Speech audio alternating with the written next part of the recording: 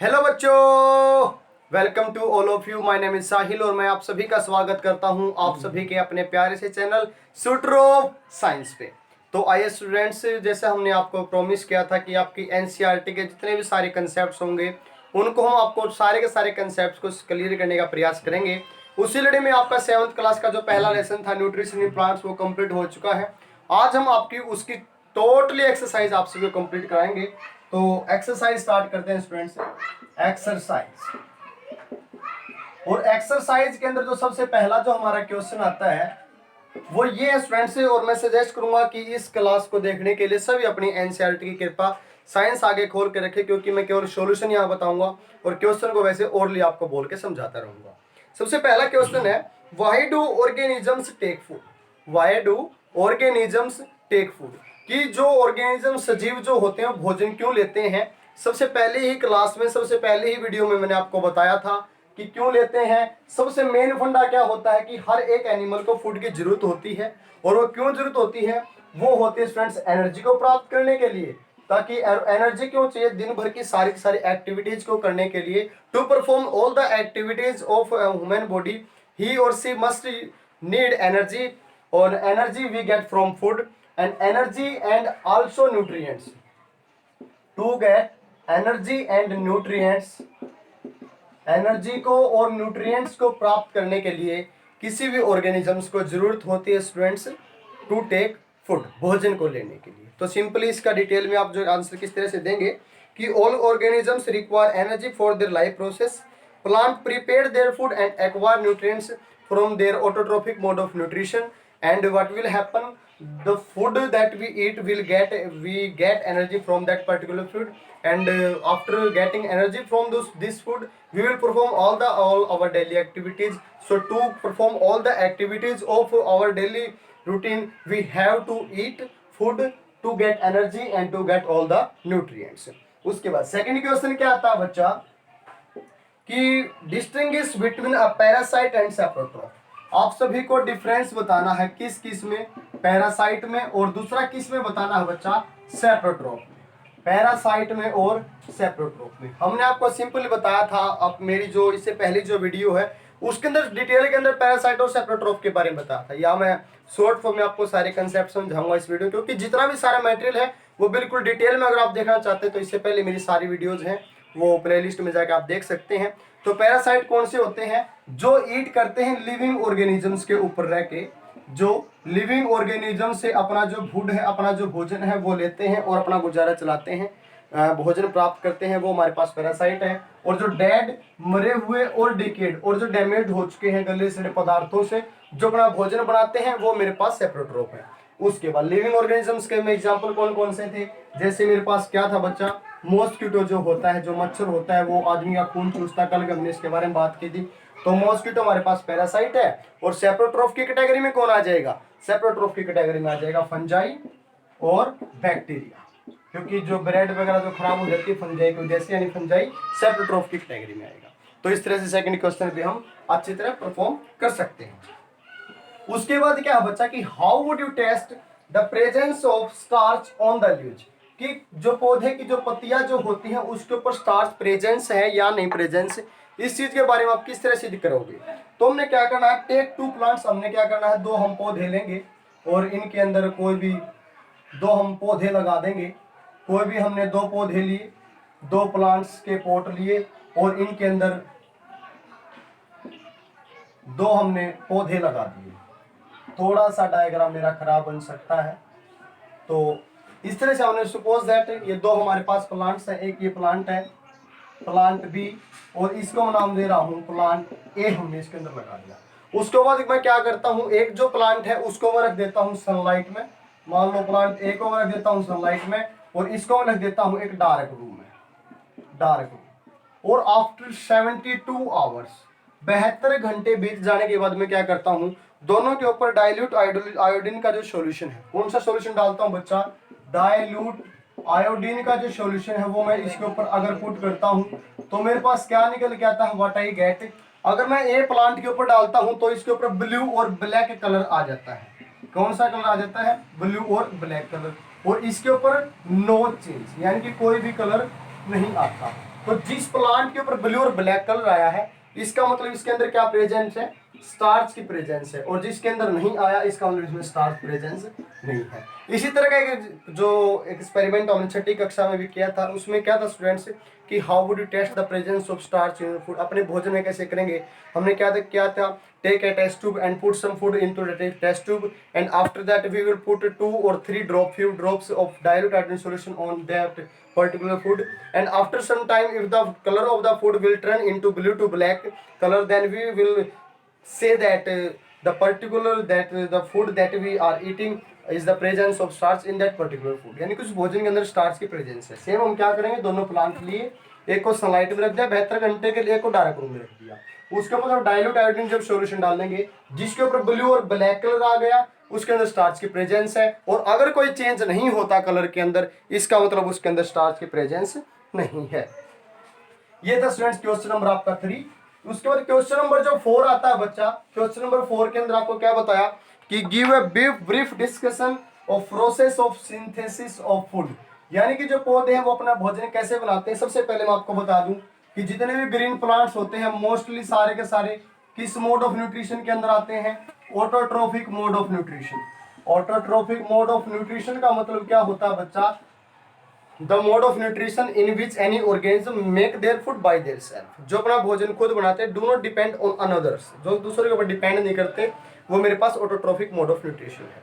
अब जितने भी सारे प्लांट्स अपना भोजन कैसे बनाते हैं, मैंने आपको बता था कि CO2 तो लेंगे एटमॉस्फेयर से, प्लस में लेंगे वाटर, कहाँ से, धरती से लेंगे, और इन दोनों की जो रिएक्शन होगी वो सनलाइट की प्रेजेंस में, और सनलाइट को ऑब्जॉर्व करने का काम कौन करेगा, क्लोरोफिल करेगा, और फिर इस सब को मिला क्या बच जाएगा C6H12O6 और प्लस में O2। इस तरह से मेरे पास कंप्लीट इसका आंसर आ जाएगा, यानी कि कंप्लीट आप किस तरह से आंसर दोगे कि भाई जो मैं एक्सप्लेन कर देता हूँ इसी को थोड़ा सा कि वाटर जो CO2 है वो atmosphere, CO2 is taken from atmosphere and water is taken from the ground by the roots of the plant, and after adding CO2 and H2O in the presence of sunlight that we get from sun and mix all these substances in the presence of chlorophyll. Chlorophyll is that substance which is responsible for the green color of the leaves and also work as the absorber of the sunlight, and all these three substances, first one is CO2, H2O and sunlight will added in the presence of chlorophyll, then we will get C6H12O6 which is a carbohydrate, and we can also say this that this is the food of any plant, and we will get oxygen gas further. Now this is the complete process of, and this whole process, the process by which plant making their food, this whole process can be known as photosynthesis. What is the name of this complete process? Photosynthesis. Okay. तो उसके बाद students next आपके पास sketch, so with the help of sketch that plants are ultimate source of food, कि plant जो सभी के भोजन का भाग है, इस प्रकार से हम इसको थोड़ा सा सोच सकते हैं। स्केच हमने बनाना है तो सिंपली आप क्या कर सकते हैं कि एक टाइगर जो होता है, या सबसे पहले बात करते हैं हम बकरी की, बकरी घास को खाती है और शेर जो है वो बकरी को खाता है, इस तरह से ले सकते हैं। या सिंपली हम क्या लेते हैं बच्चा कि जो हमारे पास काफ़ी सारे एग्जांपल्स हैं कि जिसके अंदर हमें पूरी की फूड वेब के बारे में बता सकते हैं कि घास को खाया बकरी ने, बकरी को फिर खा लिया शेर ने, यानी कि इनडायरेक्टली जितने भी सारे ऑर्गेनिजम्स हैं वो किसके ऊपर डिपेंड कर रहे हैं, प्लांट्स के ऊपर डिपेंड करें। तो इस तरह से हम इसका आंसर दे सकते हैं।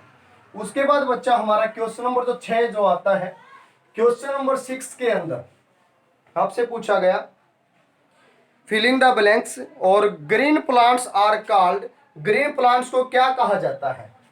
क्वेश्चन नंबर 6 और ए पार्ट का आंसर आपका क्या होगा। देखिए बच्चा, green plants are called blank since they synthesize their own food, कि ग्रीन प्लांट को क्या कहा जाएगा क्योंकि वो अपना भोजन खुद बनाते हैं। They synthesize their own food and the organism which synthesize their own food are known as, जी बिल्कुल आप सही सोच रहे हैं, autotrophic mode of nutrition. What they called, autotrophic mode of nutrition, और या ऑटोट्रोप्स आप उनको बोल सकते हैं, ऑटोट्रोप्स। उसके बाद बी पार्ट के अंदर आपसे क्या पूछा जा रहा है, the food synthesize by plants is stored, जो भोजन जो प्लांट बनाते हैं वो किस फॉर्म में स्टोर होता है। हमने इसके बारे में 3 बातें आपको बताई थी, जो प्लांट स्टोर करेंगे वो स्टार्च की फॉर्म में, एनिमल ग्लाइकोजन की फॉर्म में, और ह्यूमन बॉडी ग्लूकोज की फॉर्म में। तो यहाँ पे प्लांट के बारे में पूछा तो राइट आंसर हमारा क्या होगा, स्टार्च की फॉर्म में। किसकी फॉर्म में, स्टार्च की फॉर्म में वो स्टोर करेंगे। तीसरा ऑप्शन क्या है बच्चा, कि in photosynthesis solar energy is absorb by the pigment called. अभी थोड़ी देर पहले फोटोसिंथेसिस का जब समझा था, आपके सामने बताया था।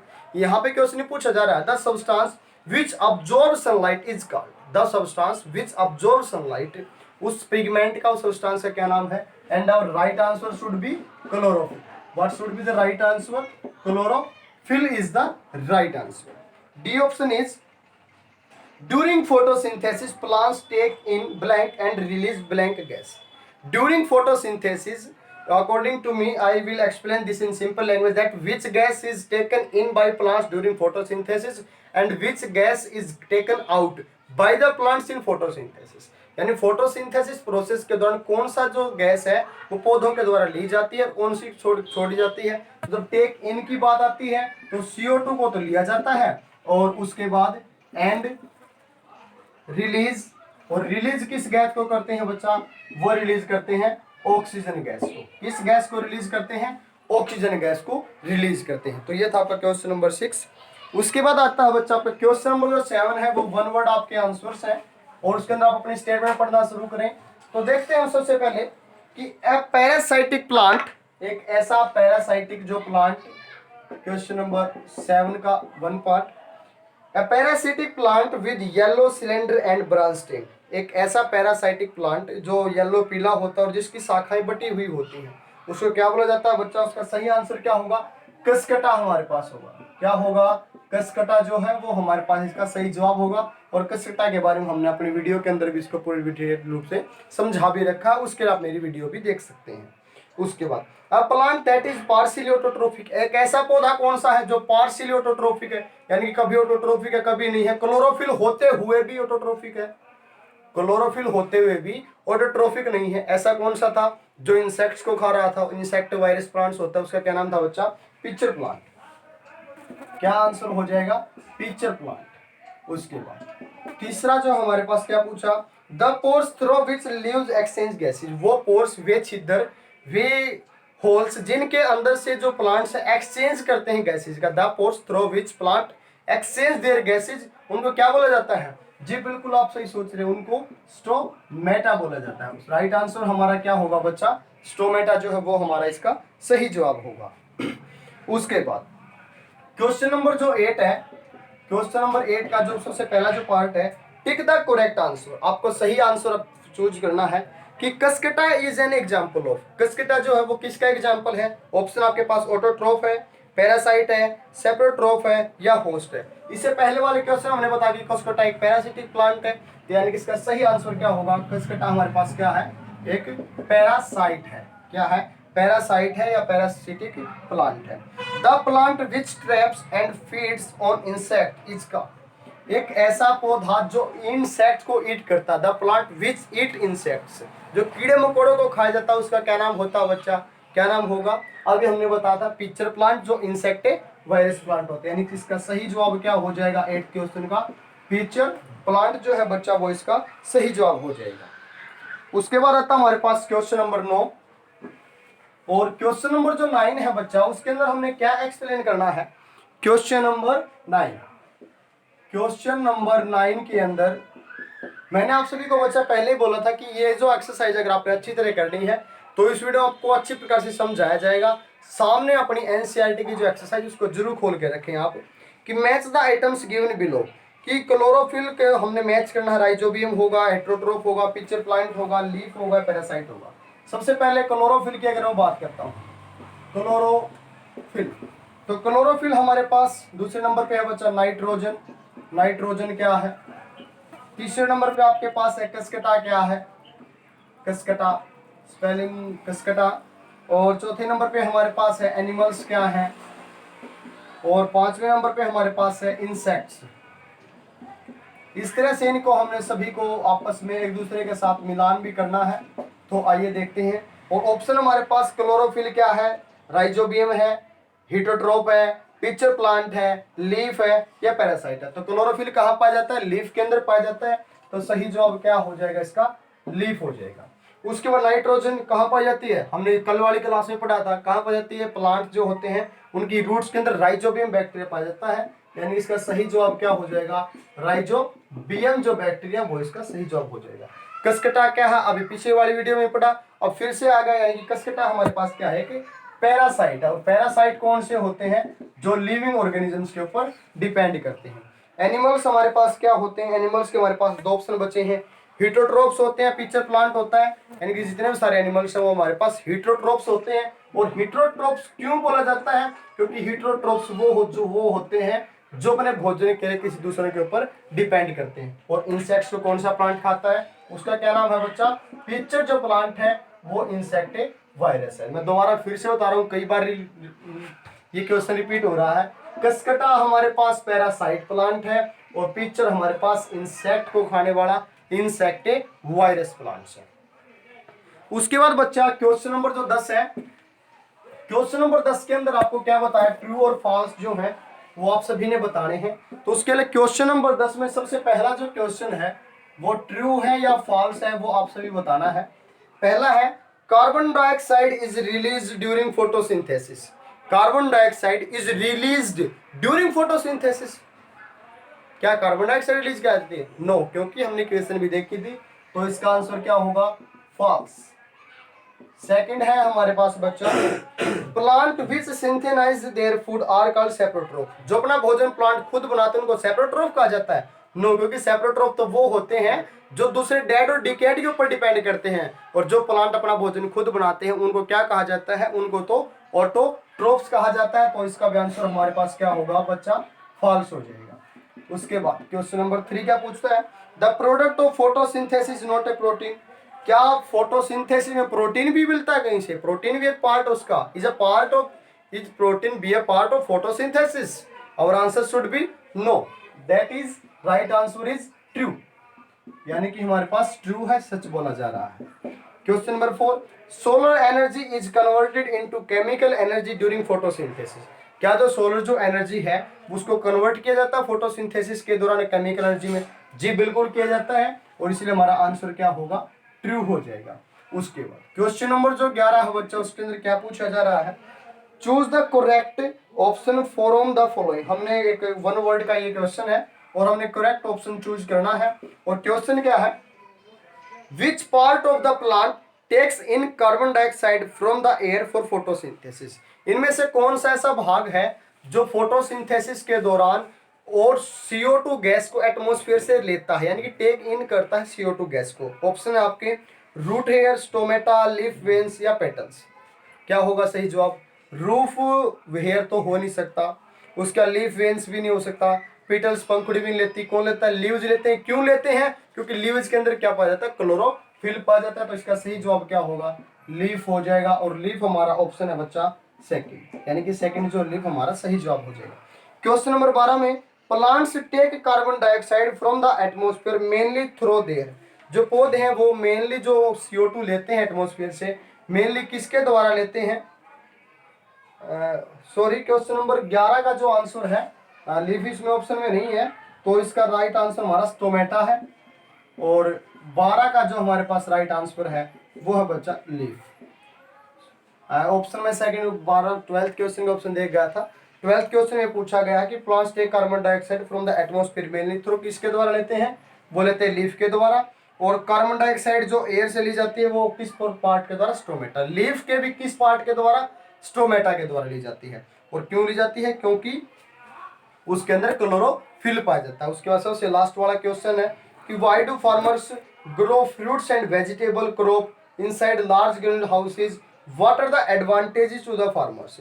वो ग्रीन हाउस को के अंदर काफी सारी फसलों को क्यों उगाते हैं, because it protects crops from external climatic condition. Green house क्या होता है बच्चा, एक पॉली हाउस बना दिया जाता है, यानी क्वेश्चन ये पूछ रहा है जो फार्मर्स हैं वो ग्रीन हाउस के अंदर जो अपना जो भोजन है, जो प्लांट्स हैं, काफी सारे प्लांट्स को क्यों ग्रो करते हैं फार्मर्स। तो ग्रीन हाउस क्या होता है, एक पॉली हाउस होता है, और उसके अंदर क्या होता है, जो प्लांट है वो क्लाइमेटिक कंडीशन से ढके हुए होते हैं। कौन सी कंडीशन से, क्लाइमेटिक जो कंडीशंस है उनसे कवर्ड होते हैं, यानी कि अगर कोई मौसम खराब हो जाता है, वेदर के अंदर कोई कमी आती है, तो उनके ऊपर किसी प्रकार का कोई साइड इफेक्ट नहीं पड़ता। और उससे बचाने के लिए जितने भी सारे फार्मर्स है आजकल नई टेक्नोलॉजी के अकॉर्डिंग ग्रो कर रहे हैं अपनी फसलों को, किसमें, ग्रीन हाउसेज के अंदर। तो ये था स्टूडेंट्स आपकी आज की तक 7th जो क्लास है आपकी, उसकी पहली एक्सरसाइज आप सभी के सामने कोशिश की अब कंप्लीट सोल्व कराने की विद इन टाइम लिमिट्स। तो अगर आई होप आप सभी को मेरी वीडियो काफ़ी अच्छी लगी होंगी, आपको सारी चीज़ें समझ में आई होंगी। अगर किसी चीज़ को समझने में कोई प्रॉब्लम रहती है आप मेरे कमेंट सेक्शन के अंदर भी डाल सकते हैं।